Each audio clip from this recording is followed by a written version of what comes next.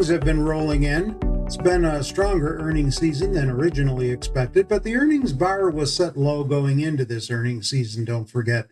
Let's check now with our research director, Shiraz Mian, to see how things are shaping up here. Shiraz, is that low bar the real reason that this earnings season shaped up to be stronger than expected? And was Q2 earnings strength much of a surprise to you because of that? So it's partly correct, Terry, that a lot of the positive commentary needs to be adjusted to take that into account, the low bar. And you're absolutely right. Estimates for Q2 had fallen more than what we had experienced in the recent past. In fact, uh, my analysis showed this was the most declines to estimates in the post COVID period. But the strength isn't just that companies easily beat Q2 estimates. The strength also speaks to the overall positive tone of management commentary about business trends, about the second half. Uh, and all of that has to be taken into account. So it's not just that companies comfortably beat consensus estimates, but also that the outlook for the remainder of the year stabilized and actually started improving, and that's a big reason for the positive commentary. Overall, the market moved higher amid earnings results, at least so far. It's been noted in published reports that stocks made significant moves after earnings releases, regardless if they beat or missed. Is that what you've been seeing? So I would again say partly, and let's not forget that as Q2 got underway at the start of April, this coincided with the announcement of a new tariff regime by the Trump administration, which proved to be a lot more widespread, tougher, and bigger than many in the market had been factoring in. So yes, the earnings results come in, and then the market starts getting comfortable with the administration's tariff policy, and it's hard to disentangle the two.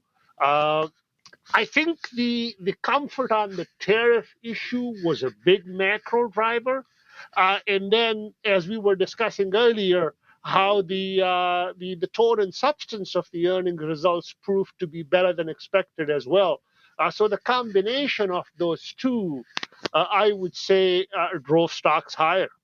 Were investors looking for some type of perfection this earnings season, even with that low bar going in? So yes, I would call it perfection, but it was a period of reassessment for investors to see how the overall earnings picture unfolds in this new macro environment where the Fed is on hold because it wants to see how the inflation picture emerges in the post tariff period, and then also this question whether the tariffs will have a bearing on the economy's growth and the inflation. So there were a bunch of different questions lurking in the background for the market, and as these results have come in, as some clarity has emerged on the tariff front,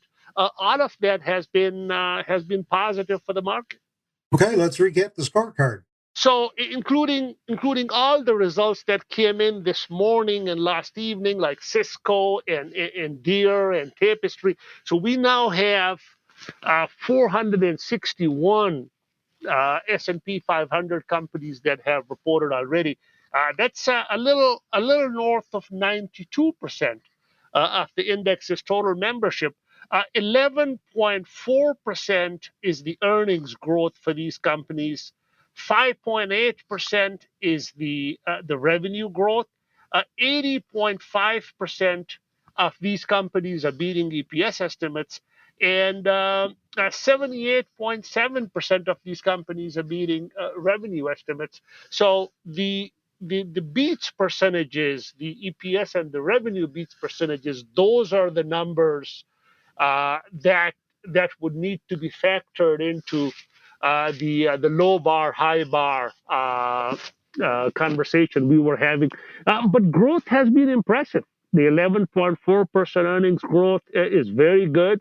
If you take out the energy sector drag, it's north of 13%. So all in all, a pretty impressive showing on the earnings front. One thing investors had to contend with amid slowing earnings momentum and macroeconomic uncertainty was high expectations for technology. What did the big tech earnings show? Is AI still the key driver? It is, and numbers were very impressive. You would recall, Terry, that in recent years, tech, particularly mega tech, has been a dominant contributor to the market gains, and we see that in earnings momentum for the group as well. Whether you look at tech as a whole, which, as you know, is the largest earnings contributor to the S&P 500 index. The earnings growth, the outlook for the second half and next year, and out of the secular trends that should sustain that earnings momentum is the most prominent for the tech sector. So very impressive results from tech. Would you say corporate profits, you mentioned tariffs earlier, would you say corporate profits remained resilient despite tariffs? Absolutely, they have, and uh, uh, tariffs are a headwind. Tariffs for some industries and some companies are, as you can imagine, a much bigger problem than for others. But the emerging visibility and clarity on the tariff landscape has been a net positive, and earnings have proved to be very resilient. Like I mentioned, Tapestry this morning is, as you know, it's in the discretionary consumer items, particularly on the high end side. And they have pretty strong demand trends, but they did note that tariffs are a headwind for them, and was a contributor to the somewhat lukewarm outlook they shared. So overall, growth has been impressive. The outlook remains stable and improving, despite all the tariff conversations. Well, our estimates dropping or moving higher for the last two quarters of this year? They're actually moving higher. We saw a very strong negative cuts to estimates as the tariffs were announced at the beginning of April.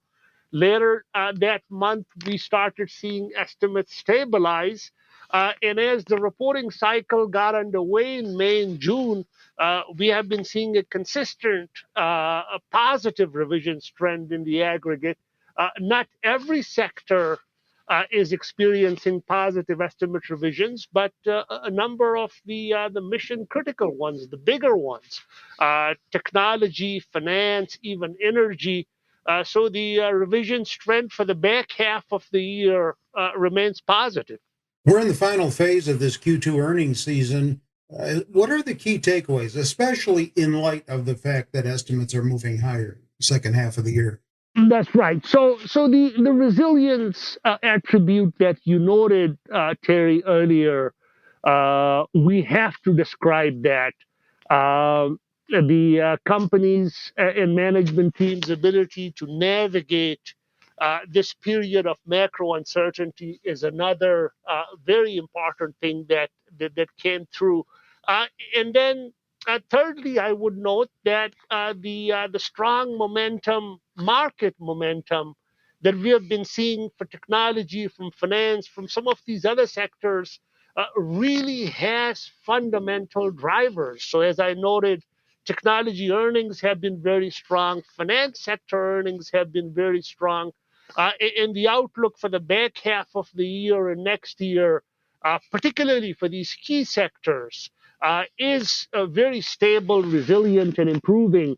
And that should give investors confidence that the stock market momentum they are seeing for these key sectors isn't just hopes and wishes, but really reflective of fundamental reality. So then, based on this earnings season, are you saying S&P 500 stocks have the necessary fuel to move higher? I would say so. Yes. So, uh, as I keep reminding our listeners, Terry, and in my commentary, uh, in the final analysis, it's earnings and interest rates that drive stock prices higher. Uh, Earnings, as we have been discussing, remains a favorable in a positive contributor to the market. There's some questions on the interest rate front, and that will get clearer in the coming weeks and months as the Fed gets clarity on the inflation question. But I would say, on the whole, the trajectory on the Fed policy front is also towards easing.